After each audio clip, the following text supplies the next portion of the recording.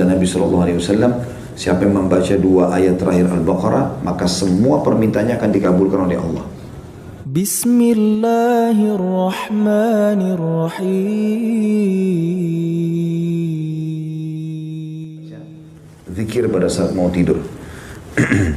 Di sini penulis mengatakan menyatukan 2 telapak tangan seperti ketika berdoa, lalu meniup keduanya sambil membaca pada keduanya surah Al-Ikhlas. Sudah kita tahu tentunya Bismillahirrahmanirrahim. Di sini di buku kita ditulis Qul huwallahu ahad, Allahus samad, lam yalid wa lam yulad wa lam yakul lahu kufuwan ahad. Katakanlah dialah Allah yang Maha Esa. Allah adalah Tuhan yang bergantung kepadanya segala sesuatu. Dia tidak beranak dan tidak pula diperanakkan, dan tidak ada seorang pun yang setara dengannya. Juga dengan Al-Falaq. Bismillahirrahmanirrahim. Qul a'udzu birabbil falaq. Katakanlah aku berlindung kepada Tuhan yang menguasai waktu subuh. Min syarri ma khalaq, dari semua kejahatan makhluknya.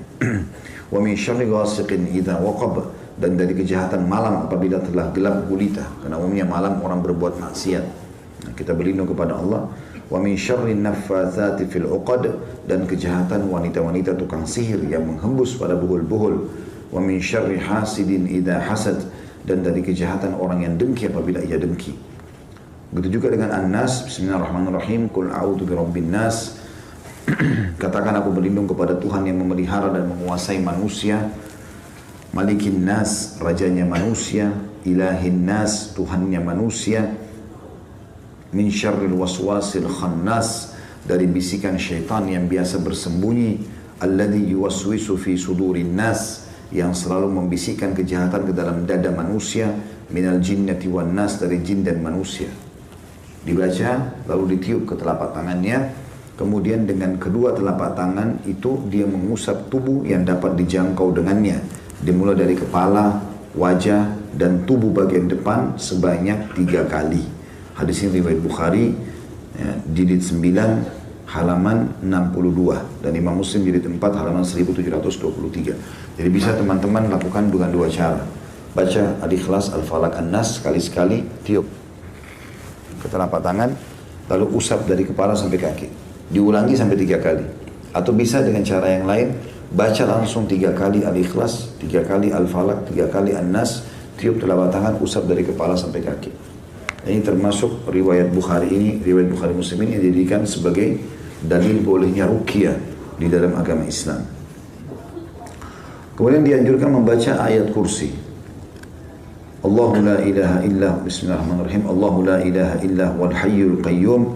Allah yang tidak ada Tuhan yang berhak disembah kecuali Dia. Dia Maha hidup dan terus-menerus mengurus makhluknya. La ta'khudhuhu sinatun wala naum. Dia tidak pernah mengantuk apalagi tidur. Lahu ma fis samawati wa ma fil ard. Miliknya lah semua yang di langit dan di bumi. Man dzalladzi yashfa'u indahu illa bi'idni. Tidak akan pernah ada yang bisa memberikan pertolongan di sisinya kecuali dengan izinnya. Ya'lamu ma baina aydihim wa ma khalfahum. Dia adalah Tuhan yang mengetahui semua apa yang ada di antara kedua tangan mereka dan di belakang mereka. Wala yuhituna bi syai'in min ilmihi illa bima syaa'. Dan mereka tidak mengetahui apa-apa dari ilmu Allah melainkan apa yang dikehendakinya. Wasi'a kursiyyuhus samawati wal ard. Sungguh maha luas telah pijakan kaki Allah atau kursinya Allah. Ya, seluruh langit dan bumi ditutupi atau meliputi seluruh langit dan bumi. Kursi Allah meliputi langit dan bumi. Wala ya'udu hibduhuma wa huwal aliyyul azim. Dan tidak ada yang merasa berat dan Allah tidak merasa berat memelihara keduanya, dan Dia Maha tinggi lagi Maha besar. Al-Baqarah 255. Ada footnote di situ bagi yang pegang bukunya, halaman atau footnote nomor 127 di halaman 98. Keutamaan baca ayat kursi kalau mau tidur, barang siapa, kata Nabi SAW, barang siapa membaca ayat tersebut ketika hendak berbaring di tempat tidurnya, maka Allah akan senantiasa menjaga dirinya dan syaitan tidak akan mendekatinya hingga pagi hari. Hadis riwayat Bukhari, jilid 4 halaman 487. Nah, karena syaitan biasanya datang dalam mimpi, nakut-nakuti, ketindihan, ya, dan segala macam hal. Termasuk dianjurkan adalah membaca beberapa ayat terakhir dari surah Al-Baqarah. Tepatnya 2 ayat terakhir, ya. Ayat 285 sama 286. A'udzu billahi minasyaitonir rajim. Amanar rasulu bima unzila ilaihi min rabbih wal mu'minun. Sesungguhnya Rasul Muhammad SAW telah beriman terhadap apa yang diturunkan kepadanya. Begitu juga orang-orang beriman telah beriman terhadap apa yang diturunkan kepadanya. Kullun amana billah. Semuanya mengimani tentang keberadaan Allah. Wa malaikatihi, dan seluruh malaikat-malaikatnya. Wa kutubihi, dan kitab-kitabnya. Wa rusulihi, dan rasul-rasulnya. La nufarriqu baina ahadin min rusulih, dan kami tidak membeda-bedakan antara utusan-utusan Allah itu. Wa qalu sami'na wa ata'na, dan mereka berkata kami dengar dan kami patuh. Ghufranaka rabbana wa ilaikal masir. Pengampunanmu yang kami harapkan wahai Tuhan kami, dan kepadamu lah kami akan dikembalikan. Itu ayat 25-nya. Ayat 26-nya, dua ayat terakhir Al-Baqarah. La yukallifullahu nafsan illa wus'aha. Allah tidak akan membebankan jiwa melampaui kemampuannya. Laha ma kasabat wa 'alaiha maktasabat. Miliknya lah sesungguhnya ia mendapatkan pahala dari kebaikan yang diusahakannya dan mendapat siksa dari kejahatan yang dikerjakannya. Rabbana la tu'akhidna. Ya. Laha ma kasabat wa 'alaiha maktasabat. Rabbana la tu'akhidna in nasina aw akhtana.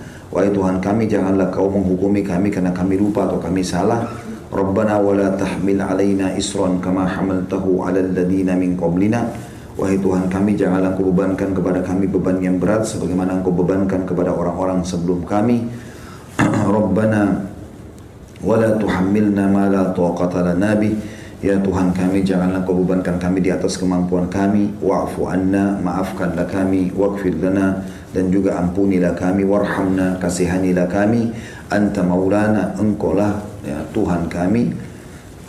Fansurna 'alal qaumil kafirin, tolonglah kami dari orang-orang yang kafir. Al-Baqarah 285-286. Di situ ada footnote nomor 128 di halaman 101. Hadisnya adalah hadis riwayat Bukhari di jilid 9 halaman 94 dan Muslim jilid 1 halaman 554. Kata Nabi SAW, barang siapa yang membaca dua ayat tersebut di malam hari, dua ayat akhir Al-Baqarah, maka dua ayat tersebut telah mencukupinya. Makna mencukupinya adalah memenuhi segala kebutuhannya dengan termasuk menyelamatkannya dari segala mara bahaya. Jadi kalau dia misalnya naudzubillah terjadi gempa apa, dia bisa sempat bangun melarikan diri. Intinya dia akan diselamatkan oleh Allah Subhanahu wa taala. Kemudian masuk dalam doa setelahnya adalah tentu ini ada banyak riwayat berhubungan dengan masalah ini ya. Di antaranya sabda Nabi SAW, siapa yang membaca dua ayat terakhir Al-Baqarah, maka semua permintaannya akan dikabulkan oleh Allah. Ya, sampai sebagian ulama menjadikan ini bagian daripada awal doa mereka. Ya, mereka membaca dua akhir Al-Baqarah, baru mereka sampaikan hajatnya kepada Allah Subhanahu Wa Taala.